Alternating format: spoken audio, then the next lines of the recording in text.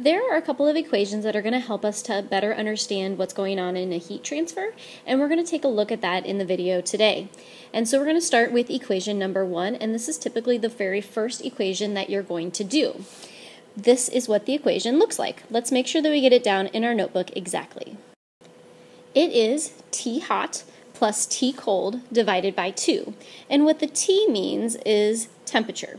So when you are looking at the combining or two different temperatures that we are adding together, we should be able to figure out what the final temperature is by just knowing what the starting temperatures are for the two objects that we're combining to be able to see what the end temperature will be. Let's take a look at how this might look. Here is our sample problem. Combine 20 milliliters of 5 degrees Celsius water with 20 milliliters of 40 degrees Celsius water. With this, we're trying to figure out what the final temperature will be. And so what I always like to do first is I always like to go through and I like to figure out what I'm dealing with. In the equation, there are two different things that we're looking for. We're looking for a hot temperature and we're looking for a cold temperature. And so we need to look back through the problem and the information that's being given and identify what is hot and what is cold. And so looking through this, our highest number is going to be our hot. And so our highest number that we have here is 40 degrees Celsius water. And so this is going to be our hot. And so I am identifying that here. Now I also need to look and figure out what my cold is, and my cold is the lowest number that I have, and so this is going to be my cold. And so for my cold, it's going to be 5 degrees Celsius. Now there are two other numbers here, the 20 milliliters. And what that means is how much we have. We have 20 milliliters in a graduated cylinder of water of each of those that we are combining. And so we need to not worry about how much we have, but just know that when we have milliliters, that is a measure of volume. So now we just need to plug in the numbers and see what we come up with. And so I'm going to use my equation and I am going to start to plug in these numbers. I've got 40 degrees Celsius for my hot, and I've got 5 degrees Celsius for my cold. I'm going to put that over 2. And then when I take 40 and 45, or 40 and 5, I'm going to get 45, and I'm going to put that over 2. Now, all I need to do is divide 45 by 2. And when I've got that figured out, that's going to give me a final temperature of 22.5 degrees Celsius. See how my label was degrees Celsius? You have just completed the very first equation for energy transfer to figure out what the final temperature is.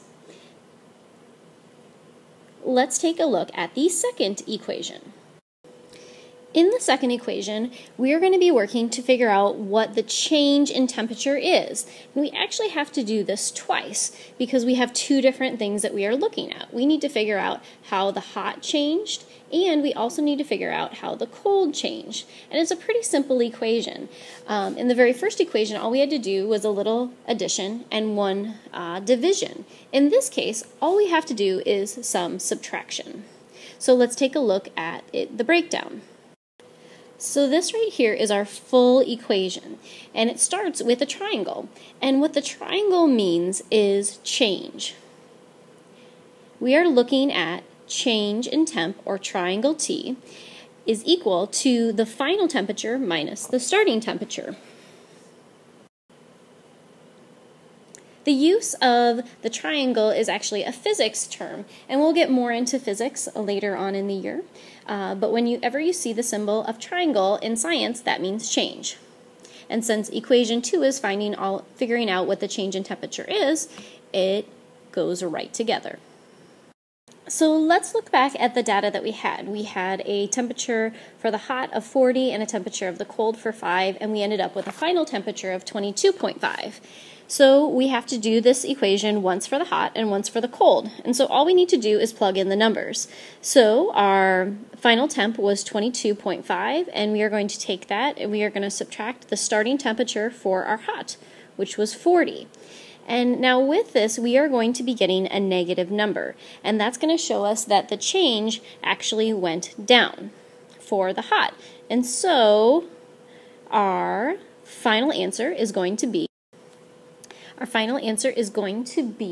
negative 17.5 degrees Celsius.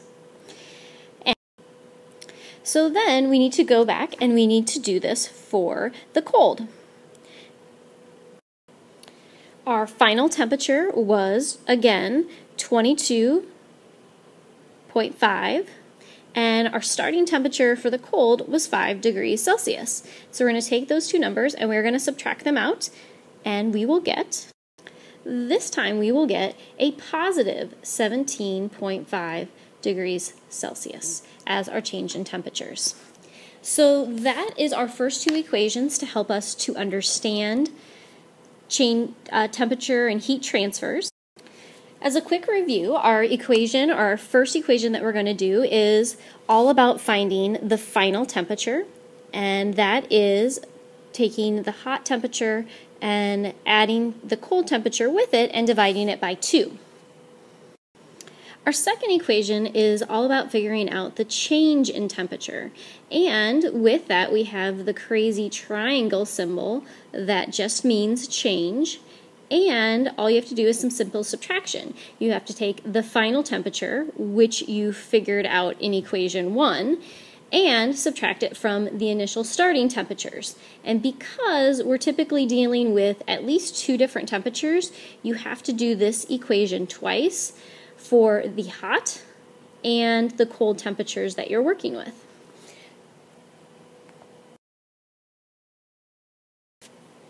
There is one more equation that we're going to learn about, but we're going to focus on the first 2 to begin our lesson with.